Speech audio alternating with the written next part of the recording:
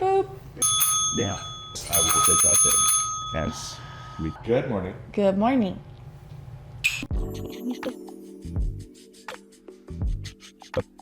Welcome to Halfway Fully Caffeinated, episode something of season 2. Season 2, episode 6? 5? 5? 5. Season 5. Season 2, episode 5. Yeah. We're not season 5 yet. That would be pretty far down the road. I had a wonderful conversation with Beanhole The Beanhole? yesterday. Yeah, they follow us on Instagram. Oh, cool. And they were like, we saw what you guys are doing for Halfway Fully Caffeinated and we love it. So we're doing 2 bald guys and something. And I was like, that's really fun. I'm glad that you guys are doing that too. Cool. So if one of you dozen's followers are looking for more coffee podcasts, check out the Beanholes podcast. Love that. He said it so quickly that I can't remember it off the top. Two bald guys? 2 bald guys and something. 2 bald guys and a cup of coffee. I honestly think that might be it. Really? Yeah. That's what I would call But it. he's a very sweet individual, and I think that they have some really good content. So I think it's worth checking out. If you have time, you want to. Today, per usual, we have 2 coffee topics. Oh, nope. You're gonna do the talking. 2 non-coffee topics. And it's 5 a.m. We're having a conversation about these things at this time because I think it's a fun concept to have. We are Super fun. very tired. So then maybe we'll go with my coffee thing first and Yeah. do your thing. Okay, all right, so we'll do my coffee thing first. Deal. My coffee thing is something that is relevant right now. This episode is probably going to be released a little bit later after it's maybe calmed down a little bit, or it could be at an even more worse situation than it's ever been. My coffee question was about the current state of the coffee economy and why coffee prices are so volatile and high right now. One thing that is completely out of our control that I should probably set a timer for. Yes. All right. So we're gonna set a timer first, so I don't just talk at you guys for more than you would like. One thing that's completely out of our control is environmental factors. So, Vietnam, Brazil, the 2 top coffee-producing countries in the world, Yes. are currently experiencing massive drought, or they experienced massive drought, flooding, and it just completely decimated their crops. So the amount of coffee that's currently available right now in the market is very low because the top producing countries did not produce as much. Another thing, completely out of our control, there are emerging economies such as China and India that are switching from tea to coffee. So more people globally are drinking coffee, and it is putting a strain on the current supply because there's billions and billions of people in those 2 countries alone, and if they're all drinking coffee, I mean, we're just scrapping at the barrel. Things that are out of our control, in our control. Tariffs. Putting tariffs on countries that have the ability to produce coffee and export it to us is relatively difficult. And so one big one for the United States is Colombia, who had tariffs recently slapped on them. It might be different in a couple months because honestly, I don't know. It's changing. Nothing seems to be permanent. And then after that, we also have tariffs on Mexico. The Mexico tariffs are actually pretty steep, so pretty concerning in general. So there's a lot being leveraged against our international partners that are causing these fluctuations in pricing. Some other things that were not kind of in our control, but not in our control at the same time is the speculation of the market. So a lot of financial people are like, oh, coffee is going up, down, doing all these random things. And what will probably end up happening is that it'll continue to fluctuate because a lot of people are paying attention to it and they're spending money on it. And because they're paying attention and spending money, it's causing it to just go all skiddly-wampus. So if you're somebody that is trading on the stock market and the commodities and you're making money off coffee, congratulations to you, but maybe chill the fuck out and give us some time to buy some coffee at a relatively affordable price. What you can do to try and, save yourself from the rising costs of coffee? I don't know. Right now, there are efforts that are being put in to try and curb some of this with roasters in general, but the thing is that you're most likely going to be paying a high amount no matter what, even if it is, secured at some point. But for now, For now. we're doing our best to try and see what we can do here to negotiate better coffee pricing, and then also try and figure out what we can do to help reduce costs in general. So if you're a Bean Yard regular, We're working on it. We're trying. we're working on it. Do bring in your own mugs, bring in your own mug or bring your own thermos, and we're able to give you a 50-cent discount on coffee. And then we're figuring out ways to make our whole beans a little bit cheaper, so that if you bring your own packaging in or something like that, we'd be able to make it cheaper. But currently it's a little bit of a resource demanding thing, because we have to end up filling a bag that isn't as efficient as ours. But there are things that we're doing, and if you're a coffee shop that's out there and you're doing something, please feel free to shoot that out to us, because we'd also love to know what you're doing to help shave costs for your customers as well. But we're doing our best. The timer went off. Okay. I don't know if I have anything else left on that topic. Good job. Any thoughts for you? No. It's a frustrating situation we're in right now, I feel like. Yes.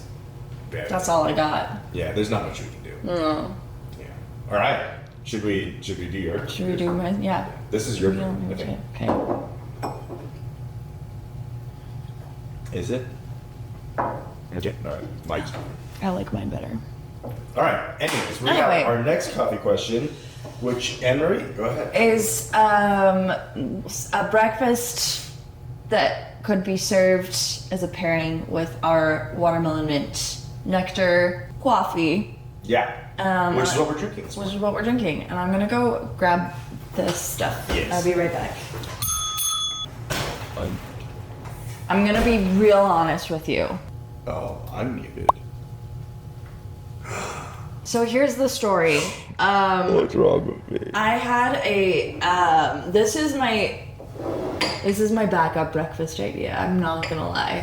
What was your original? My breakfast? original breakfast idea was gonna be buttermilk pancakes with a watermelon reduction syrup and some blueberries. That would have been fucking cool. Right? However, I'm making buttermilk at 4 a.m. my dear sweet wonderful boyfriend tried helping me make the syrup, and he decided that he was gonna try to make it like a caramel syrup. Oh, so you added butter. Okay, go on. And the result was, first of all, it was orange, and it tasted like butter, and then it tasted like watermelon. Buttered watermelon. Yeah, and it was not good. Good. So We're gonna try this. we're gonna try this. This Okay. is a vanilla yogurt, dairy-free vinogurt, with some honey oat granola and then some watermelon. Oh, the glasses are cold. Yeah, I put them in the fridge. Wow. Nice. With some watermelon. There you go. And then a drizzle of honey. Honey. Oh yeah, that's a drizzle. That's maybe a little bit more than a drizzle. A chunk of honey. Here you Or go. chunky.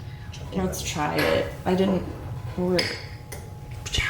All right, just gonna go ahead and get everything on one. A little bit of everything. Yeah. Oh, see what happens. Then the granola. What kind of granola is that? Honey, oat. Oh. Okay. Good. You know.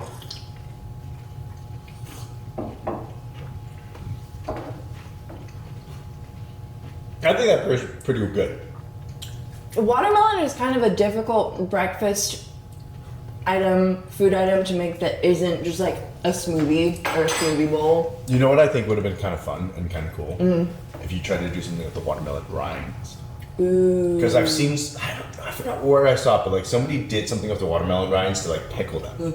Ooh, interesting. Yeah. But I don't mind that.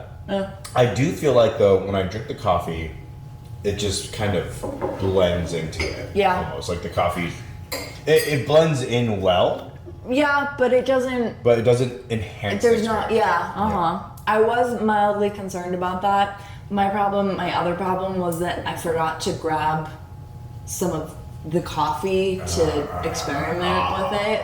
So that's on me. That's on you. That's not me there. I do love that idea, though. That could do something. Yeah. I mean, I think that's really nice. Maybe a little bit of cinnamon. Yeah, something like that. Yeah, cinnamon, and then instead of maybe honey, because honey is extremely overpowering. Like another just like lower, not as aggressive. I also did put an aggressive amount I of was honey on very, it. like, Yeah. I'm pretty sure my spoon still It's has so honey good. on it. Yeah, yeah. But that combination is actually better than I expected. Yeah, it is. Period. I found that when you do it, the reason why I set it to the side is because like the granola needs to soften just a little bit. Just a teensy bit. When it's like rock solid, crispy, not as good. Not as good texture wise. I can agree with that. I think that was really well executed, and we did it right on time. All right, so next question, non-coffee question, is the cultural impact of Twilight. Yay! I'm gonna be completely honest. I might not be the best person for this, and I think this might actually turn into a little bit more of a debate, because I genuinely think that cultural impact of Twilight is a pretty generous term for what Twilight has Interesting. done. And Interesting. I think that one part is that it is very popular. It kind of enhanced the young adult novels or young adult fiction category. And you know, the screen adaptation of Twilight paved the way for screen adaptations of other young adult fiction books like 50 Shades of Grey and then Hunger Games. And so it did have some impact in that respect, but I think first it's too soon to measure the cultural impact. Because now it's like it's had a resurgence recently, but it's been mostly in memes. And what I did is I compared it to what I think are like the big players in terms of like impact for fictional novels. First one is Lord of the Rings, just like it's been around for half a decade or half a century more. And so the way that I look at it is, you know, looking at Lord of the Rings, you know, Lord of the Rings kind of set the pathway for fantasy fiction novels and then became the offshoots for like Warhammer and, you know, tons of different types of fictional fantasy worlds, and has like provided lots of literary tropes that are used in novels all around the world. And maybe even then it could have been taken from other places, but that's kind of where I find myself. Harry Potter, similar thing. It's been around 20 plus years now, 30? Yeah, like 20. Just under 20, or just over 20 years now, right? Yeah, like 25-ish. Yeah, so Harry Potter's been around forever, or for a lot longer than Twilight. And, you know, it has impacts where there's a freaking studio that's all Harry Potter land. And I think part of the reason why Lord of the Rings and Harry Potter have, to me, a much bigger impact is that the fantastic world that it created was so in depth that you could get into those offshoots. With Twilight, maybe there's more, but I've never actually read them, so part of that is also my ignorance. Yeah, and I feel like part of it. So I do want to go back to, so 50 Shades of Grey was inspired by Twilight. Got it.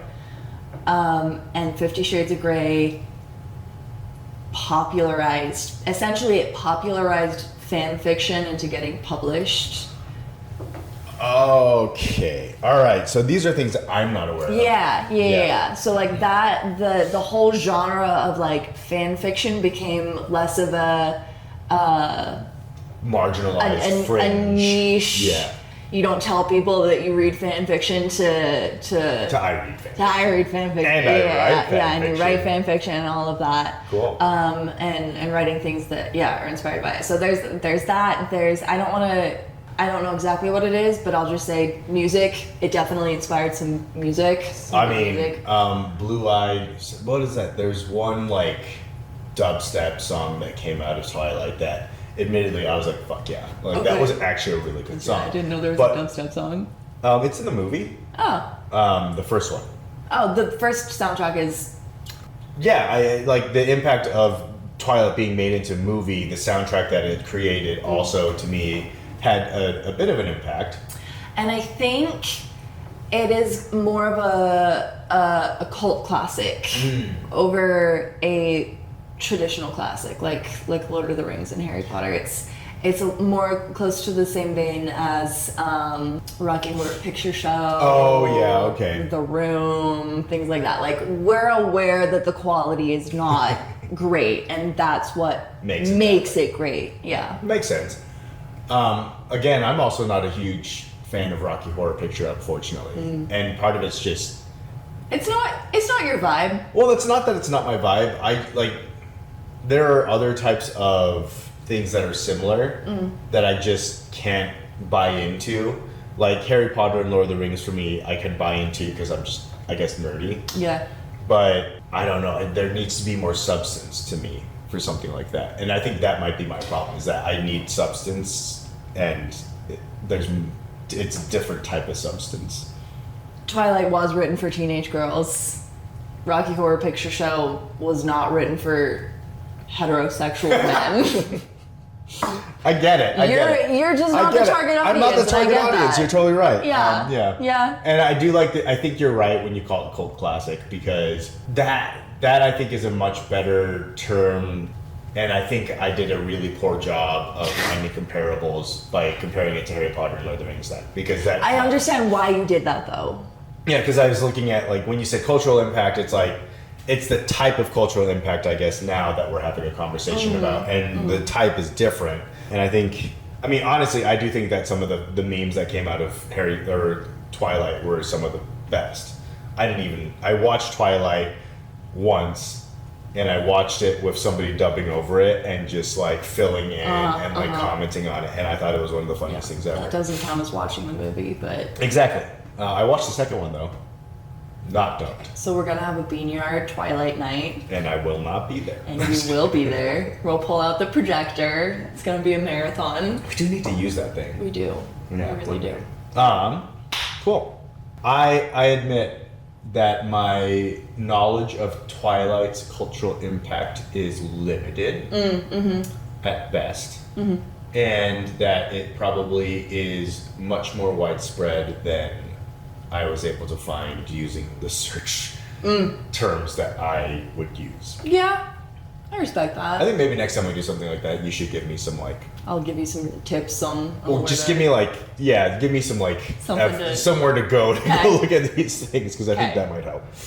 All right, and so then we have one last non-coffee question, which is the flow state. Flow state.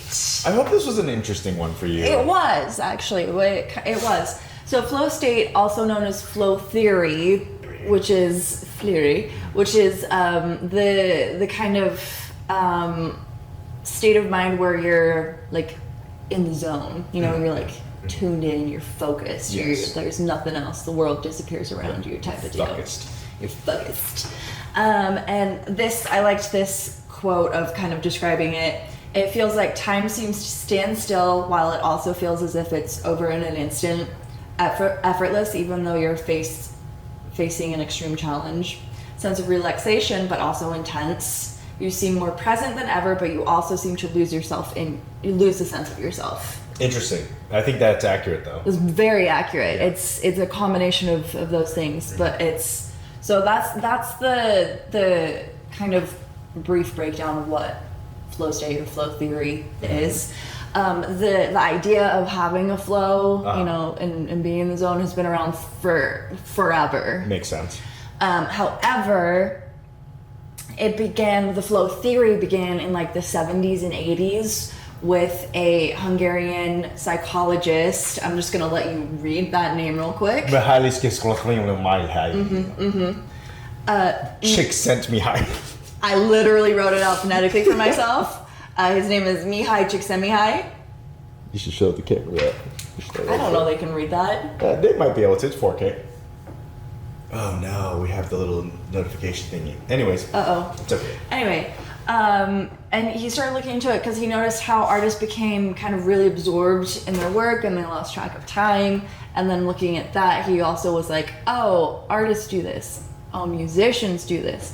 Oh, athletes do this. Oh, scientists do this. And he's like, oh, it's not just an artist thing. It's a state of mind for anyone that's in the right consequences, which there are 5 factors to achieving flow state. Oh, sweet. All right, cool. First one is it needs to be a task that you find intrinsically rewarding. Nice, yeah, absolutely. Second, you need clear goals and a sense of progress. You need to see the progress as you go. It can't just be little tiny scrapings away at a time. The task needs to have clear and immediate feedback. Like tennis or... Yeah. The challenge must match perceived skills. And it requires intense focus on the present moment. That's really nice. Yeah. And it checks a lot of boxes for me. Yeah. And, I bring this up every once in a while, but the thought of the single serving success is kind of that. It's kind of that. Yeah. Because it's like focusing pouring on a latte. It's intrinsically rewarding because you're seeing something that you've improved upon. Yeah. You have clear goals, which is just get separation at first, and then you start getting parts and stuff. The task has immediate feedback because if you fuck it up, it's done for, and it matches your skills. And you have to focus. Cool. Yeah. Breaks it down pretty nice. Yeah. And then there's a kind of a chart that shows you. Did I just throw something at you? Yeah, it's okay. We'll find it. It was a business card looking thing. Okay. The chart basically you have the challenge level versus the skill level, and you need to find kind of the happy medium of that, which is like this channel here. Because if you have low challenge, low skill, apathy, low challenge, medium skill, boredom, low challenge, high skill, relaxation. It kind of goes like there's levels and things depending on the ratio of skill and challenge, and it's got to be relatively high, but not like the highest, but it's got to be relatively high to kind of reach into that flow state. Yeah, interesting. I would say I feel like you can see flow state. Like when somebody's in flow state, in someone. Yeah. And the first time I remember ever noticing it was when I was in my college dorm, actually, and it was a bunch of dudes just wrestling. But there was one guy that He's just like tapped in. No, but like he actually did jujitsu, so he actually had been like training it, and it's like you'd watch, and it's like you could tell the people that weren't in flow state were like in panic mode. They were like trying their best. They were like, you could see like their eyes were like concerned. But then this guy's just like blank faced. Yeah. And just like falling, moving, doing it. And you're just like, there's something going on there. Yeah. That is a mental state, not just like a skill thing. It's a mental state. Also, thank God for the 70s. Yeah, man. Because that's when all of psychology started, period. That's also where psychedelics started to be used and leveraged more and experimented on. And the only reason why I brought up the flow state is because I was reading a book called Still Fire. And it was about how to get into the flow state. But about 3 chapters in, it just talks about psychedelics for the rest of the thing. So you don't really need to read it. All you need to know is that the flow state exists. Flow state exists. And that, psychedelics there's thousands. A lot of hundreds of thousands of psychedelics out there. So, but really, honestly, thank God to the 70s. Yeah. I'm going to cheers to that. Cheers to that. Thank God for psychology and, In the 70s, yeah.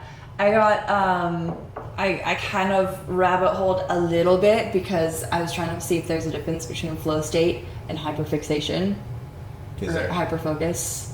Is there? And it's some people say yes, some people say no, but so it's essentially the same thing. Up to interpretation. Yeah. Yeah, and that, I mean, it makes sense. That's kind of why I like to work on things that, like not an engine specifically, but fixing things on a car.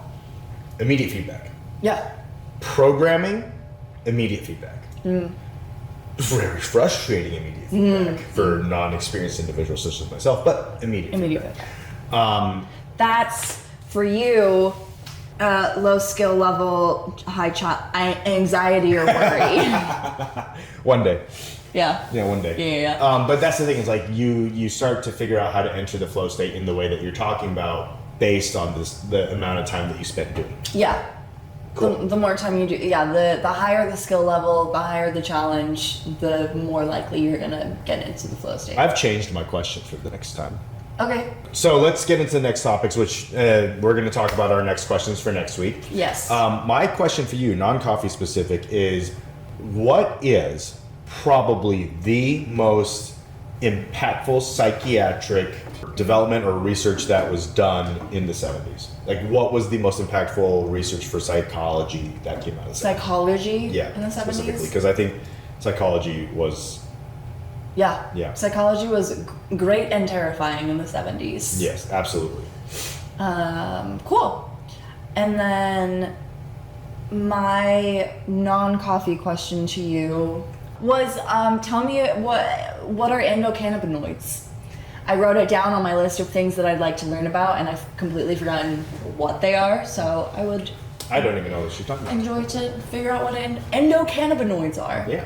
And then for the coffee question is, I find myself wondering about this all the time. There's a chart, I can see it, I know it's there, but what origins currently are in their peak season of coffee or finishing their harvest, just in the middle of actually harvesting coffee or getting coffee? And they give us some fun facts about that location and their harvesting traditions. Cool.